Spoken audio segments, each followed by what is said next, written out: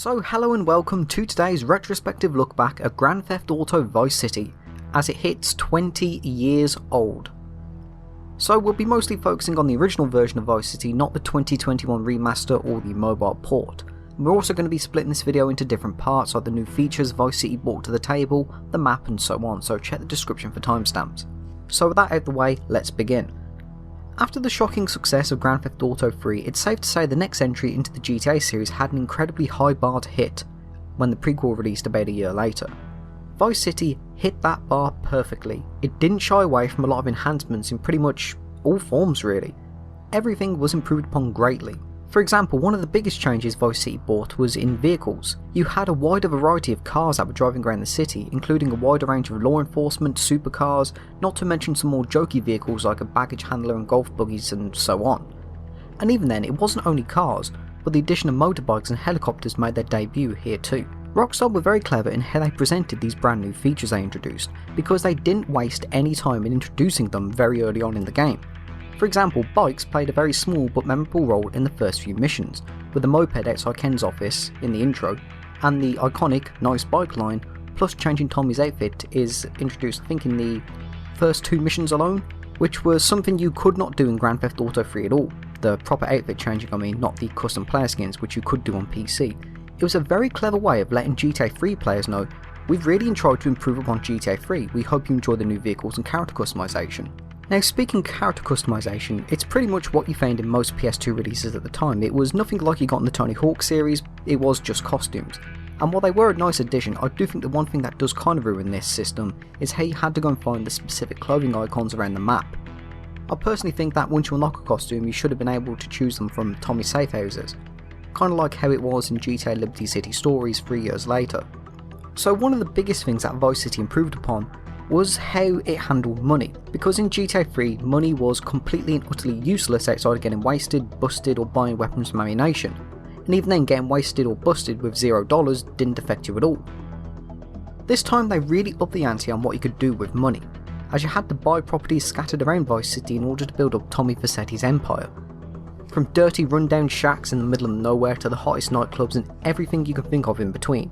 Tommy was really out to take ultimate control of Vice City and you were there to help him. One thing I always liked about the properties was how they gave you some missions and a side story. Well, not all of them, a few of them did. For example, the Malibu had you preparing for a heist, Diaz's mansion had you establishing the seeds of Tommy's empire and so on. The addition of these businesses seemed to become a bit of a mainstay in the GTA series. Well, I'll say a bit because they did come and go. For example, in San Andreas, CJ's business ventures were mostly a part of the story rather than Carl deciding he wants to take control of San Andreas. Because instead of CJ going out and buying a garage and buying a casino, he just naturally gets them during the story, like when he gets the garage from Claude after he beats him in a race, and he becomes a co-owner of the casino because of his friendship with Woozie Moo. The business feature returned much more fleshed out in the prequel Vice City stories, and then it became absent from all GTAs up until GTA 5. So GTA 3's story was a very basic one at best. There wasn't much lore to the game and it shows with how shallow it was compared to the likes of further entries. Even Rockstar themselves acknowledged this by showing how massive the scripts were between GTA 3 and GTA 4 were. Anyway, GTA Vice City was Rockstar clearly capitalising on the success of GTA 3 by taking Vice City's story and truly expanding and enhancing everything compared to GTA 3, giving us an actual talking protagonist this time, with a plot that is much more akin to a typical movie with a heavy focus on an overarching story, which of course is Tommy going from a mafia goon, I guess you can say, to becoming the leader of one of the most powerful mafias in Vice City, with Tommy making a lot of friends, connections and enemies in between. But there were some smaller side plots too, such as the story with Love Fist and their stalker, the Cuban and Haitian wars, and the movie studio production. And Rockstar made Vice City feels like it explained some things in GTA 3. Now, while it didn't go in depth into everything about GTA 3, it did give a bit of background to the Forellis, for example. In GTA 3 they were just a small-time gang really, but here in Vice City they played more of a massive antagonistic role, because by the end of Vice City we sort of get some lore as to why they're significantly weakened in the likes of Liberty City Stories and GTA 3 because Tommy essentially wiped out their entire leader. It also explains some stuff why Phil Cassidy lost his arm and so on. Now, as I just mentioned, Vice City wanted to present itself more like a typical 80s action flick, and this shows strongly in the cutscenes. GTA 3's cutscenes were very basic, to put it politely. Claude turns up, gets told like about 3 sentences, the mission begins. Vice City took a much stronger approach with this. We had build up, conflict and more character interactions. Because this time the protagonist was voiced and had his own personality, unlike Claude, who was just a mute yes man really. It really gave a lot of depth to Tommy and made the story feel much stronger. Also, Tommy Vercetti was the first ever voice protagonist we got in Grand Theft Auto, and I think the decision to drop a voiceless protagonist so the player can relate to him was arguably the best choice Rockstar ever made for the series. You see a lot more chemistry with Tommy interacting with other characters, and it worked out so much better than GTA 3's cutscenes, and pretty much the entire GTA 3 story, since it made the story feel much more impactful, eventful and so on. For example, take Tommy's relationship with Mercedes Cortez. If that was GTA 3 it would be so awkward, because Claude doesn't talk. But because Tommy does talk and has the personality, we kind of get a relationship flirty dynamic between the pair. Same with Ernest at the paper mill. Tommy sort of has a fondness towards him because of some memories he had with his own dad. If it's GTA 3 it would be pretty boring, if Claude just turns up and you just have the old man talking to himself. And just for the record, I'm not trying to shit on GTA 3 even though it might sound like I am, I'm just giving examples as to why having a voice protagonist was much better than GTA 3. GTA 3 is still fantastic, but it's fair to say it's probably one of the weaker ones in the series as the series has progressed. Anyway, Vice City also features some very heavy inspiration from the hit film Scarface, something Rockstar weren't really trying to hide. Large portions of the story and even some missions felt like they were lifted straight from Scarface itself.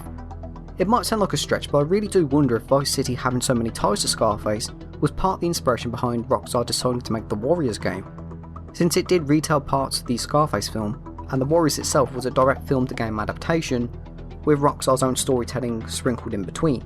And given the financial success of GTA 3 and Vice City, it definitely gave Rockstar the budget to fork out for the actual license. In many ways, while not a direct prequel to GTA 3, Vice City was clearly used to start writing the series' storyline. Many GTA Vice City characters reappeared in San Andreas, following on from the events of Vice City, with the likes of Kent Paul and Ken Rosenberg, and also having some GTA 3 characters appear in San Andreas, giving us a proper bridge to explain how Vice City is connected to GTA 3.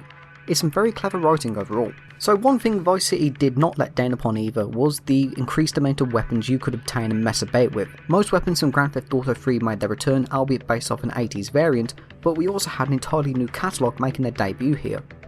So rather than being stuck with one weapon per class, you can mix it up as you went along, like having an iconic 80s Magnum instead of a Colt pistol, Tech 9 instead of an Uzi, and Rockstar also balanced them much better here than GTA 3's weapons ever were. Because let's face it, GTA 3's weapons were, let's just say overpowered, and that's to put it politely. Thankfully they are much more toned down here, and each weapon does feel different to use as well. It gives you a reason to actually go out and try these guns, because you can find out what guns work best for you. Rockstar also expanded upon throwables and special and heavy weapons too. This saw the debut of the remote grenade, tear gas and the minigun here, which have all been mainstays in the GTA entries ever since. Well, excluding GTA 4 from the minigun. And sadly, the only LMG would not stay as a special weapon but would become a mainstay as an assault rifle in the HD era. Now one thing that is much more noticeable with Vice City is its budget. Rockstar and Take-Two clearly shelled out some big cash for this, and it's clear most of this stemmed from GTA 3's success again. One of the finest examples of this comes from the radio. In GTA 3 it did consist of either lesser known tracks or tracks made in studio, specifically for it of course, with some tracks from Scarface in GTA 3, but Vice City really went above and beyond. Pretty much every single track here is fully licensed, and with the exception of the Love Fist songs, none of them were made in studio either, it's all purely licensed. And they were not being cheap either, as they shelled out licensing fees for the likes of Michael Jackson, Lionel Richie, Kool and the Gang, Iron Maiden, Judas Priest, Laura Branigan and Slayer to name some. They really were not being tight with the radio budget, and I think Vice City unironically has the best soundtrack out of all the GTA series. I cannot think of one song I do not like on this soundtrack. It's all fantastic and fits the Vice City vibe absolutely perfectly. I also think the soundtrack is a double-edged sword, but in a good way, not a bad one.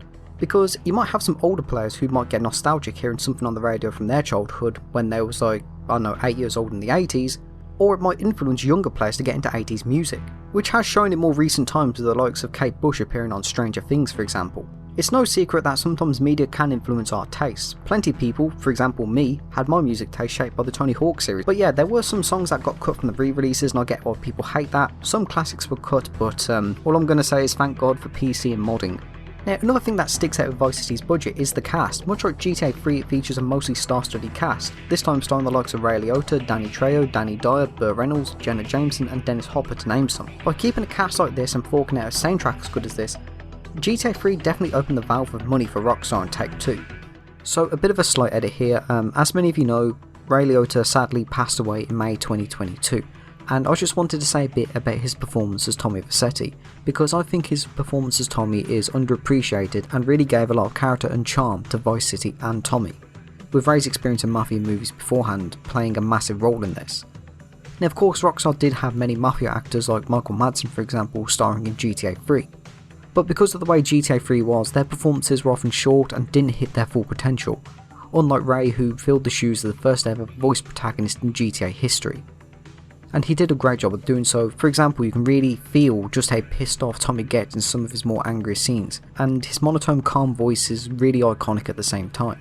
In fact, I saw an interview of him where he said about how he never touched any kind of game in his life, not even Pac-Man on the arcade, so voicing Tommy was something completely new and foreign to him, since unlike a film you're not shooting a scene, instead you're yelling and swearing into a microphone for one day's work and the next you're trying to record an actual proper scene. And I think that's a testimony to how much of a versatile actor Ray was, being able to act in a completely brand new field he had zero experience in, yet still being able to pull off a role just as good as he did in most of the movies he starred in beforehand. If you really want to talk about how versatile Ray was, remember that Ray starred in both mafia gangster roles, in Goodfellas, Vice City, to also starring in B-Movie and The Muppets.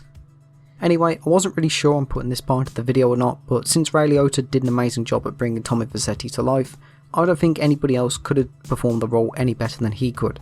There's not much else to really say, but rest in peace Ray Liotta, and back to the video I guess. Vice City is also probably the smallest open world Rockstar have ever made, being the tiniest GTA map out of the series, being absolutely minuscule compared to the likes of Red Dead Redemption, and maybe being a bit bigger than Bulworth from Bully. But if we're talking GTA, it's definitely the smallest by far. Now that's not a bad thing even though it might sound like it is, because sometimes less is more, and in Vice City's case it works absolutely fine, unlike say GTA San Andreas and GTA 5 where we have some completely empty barren areas that never get used in the story and have very little content outside of it. For example, Baco Beyond, 98% of the map of the deserts in San Andreas, and the northeastern part of GTA 5 map, etc.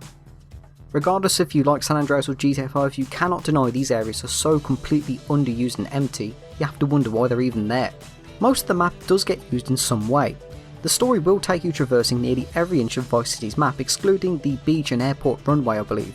But even then, if you do decide to travel to the Vice City military base, you still get some things there, So the map feels a bit more compact, but also more full of life I guess you can say.